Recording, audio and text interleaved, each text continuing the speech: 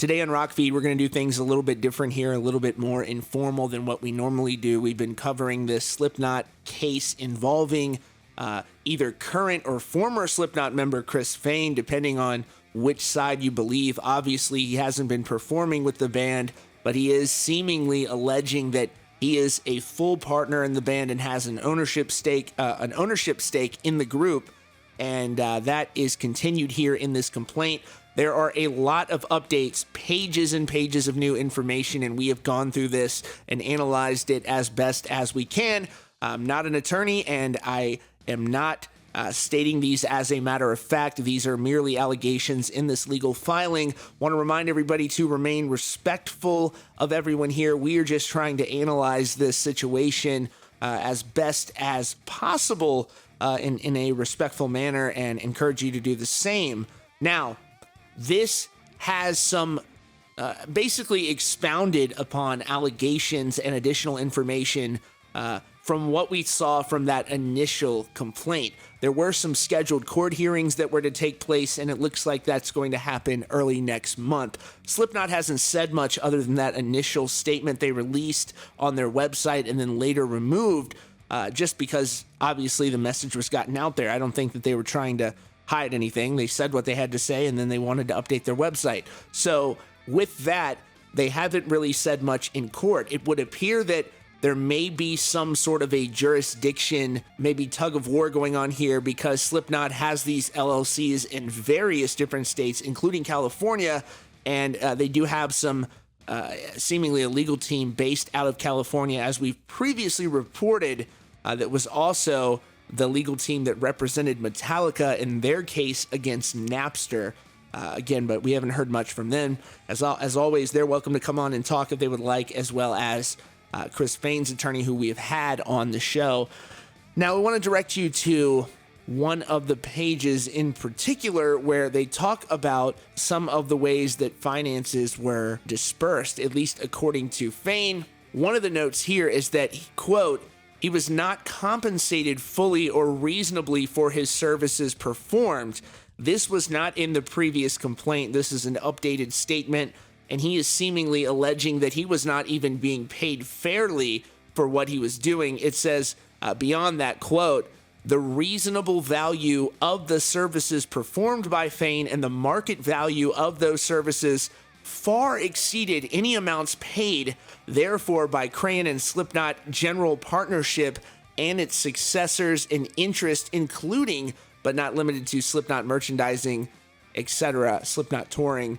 He is saying that he was being grossly underpaid and that he is entitled to damages caused by the breach.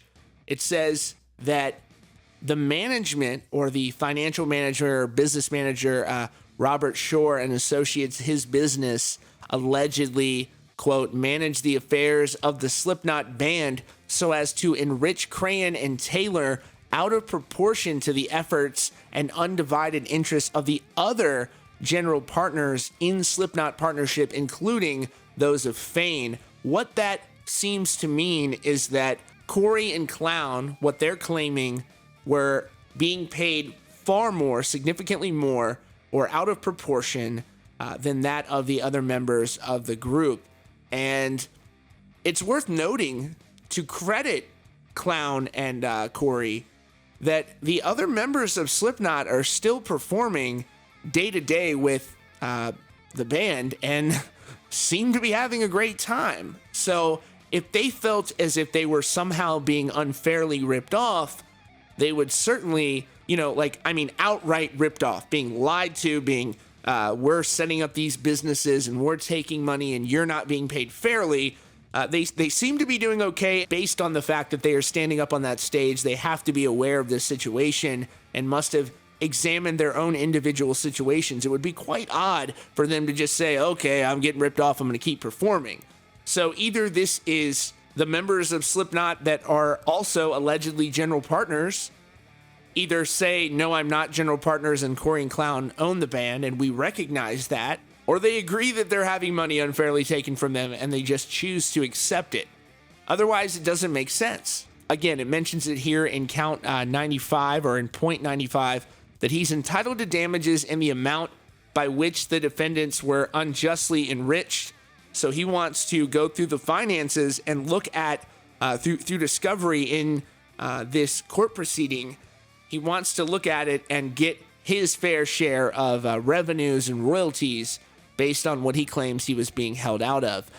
It's interesting that, as I understand it, it appears that in Iowa, you don't have to sit down and write out a specific business agreement. Just by doing business together for an extended period of time will constitute a general partnership and make you equal owners.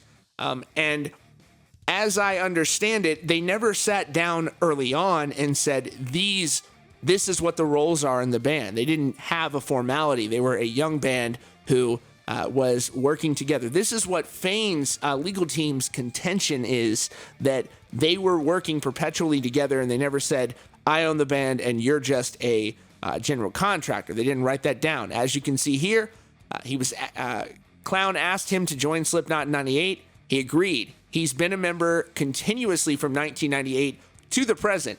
Now, this document was filed yesterday. They're saying that he is still a member of Slipknot at this point. He's a member of Slipknot. Corey's a member of Slipknot.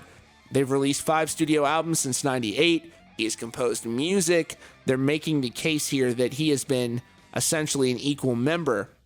And it was originally operated as a general partnership under Iowa law.